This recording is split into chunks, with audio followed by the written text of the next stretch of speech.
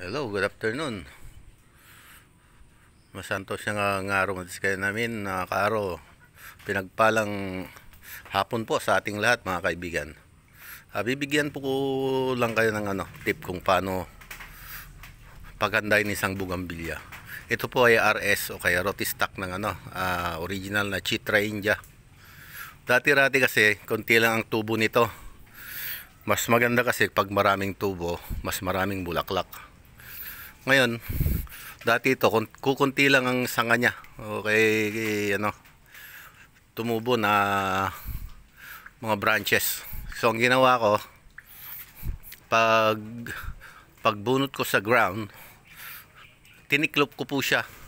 Parang ginawang rainbow. Kasi dati-rati sa dulo-dulo lang yung mga niya, yung mga sanga. Kagaya nun, yung mga vacant na yon na mga nodes, hindi tumubo.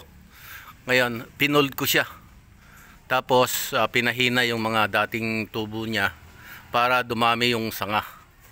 Kagaya ngayon, yung mga bakante po dati na mata, naglalabasan na yung mga tubo. Kagaya nun, wala pa ako. Pero may lumalabas na. Yan po ang tip ng ng sikreto ng pagbubugis para dumami yung bulaklak, dapat marami rin yung sanga. Kagaya po nito, bagong-bagong nodes po yan, bagong-bagong tubo. Ikita nyo, so pwede pang lagyan po dito. Ayan yung mata. Saka yun, yung bakanting yun, dapat fill upan pa natin para mas maraming makikita nyo yung na yung bakante. Pipilapan pa natin ng maraming sanga para mas maganda siyang tingnan. Okay. Tapos maganda rin yung forma ng ugat kasi minsan ito ang tinitingnan yung mga mga collector. Yan, nag-twist na ugat niya. Okay. Thank you po sa panonood. Maraming salamat po.